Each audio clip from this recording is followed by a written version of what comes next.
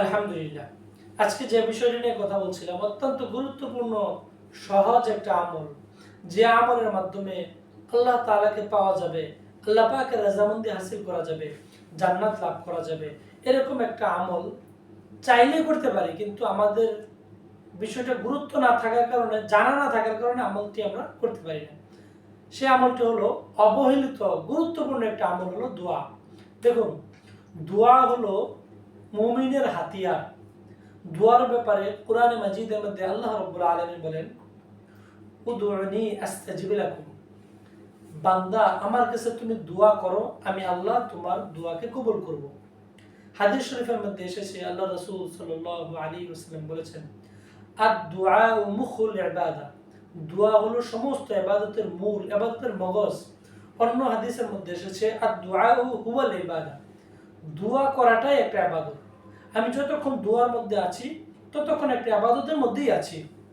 দোয়ার ব্যাপারে অন্য হাদিস আল্লাহ রাসূল সাল্লাল্লাহু আলাইহি ওয়াসাল্লাম বলেন, মান ফুতিহাত লাহু আবওয়াবুদ দুআ ফুতিহাত লাহু আবওয়াবুর রাহমা, যার জন্য দোয়ার দরজা উন্মুক্ত করে দেওয়া হয়েছে তার জন্য রহমতের দরজাসমূহ খুলে দেওয়া হয়েছে।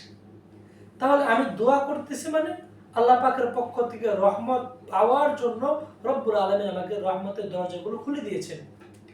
আবার দোয়া করা যেরকম গুরুত্বপূর্ণ, এত গুরুত্বপূর্ণ যে লা ইয়ারুদ্দুল কাদা ইল্লা দুআ, আল্লাহ নবী সাল্লাল্লাহু আলাইহি ওয়াসাল্লাম বলেন যে আল্লাহ পাকের ফয়সালা এটা দোয়া ছাড়া অন্য কোনোভাবে পরিবর্তন করা যায় না।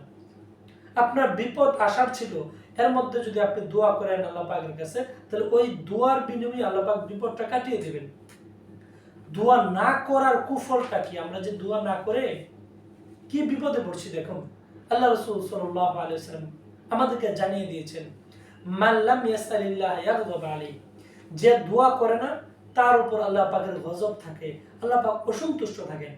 আসুন আমরা নির্জনে নিবৃতে রব্বুল আলামিনের কাছে দোয়া করি, আল্লাহ রব্বুল আলামিন যেন দুনিয়া আখিরাত সর্বক্ষেত্রে আমাদেরকে কামিয়াব করেন, আমাদেরকে কবুল করেন, আল্লাহ পাকের প্রিয় বান্দা হওয়ার তৌফিক দান করেন। ওয়া মা আলাইনা ইল্লা বালাগ।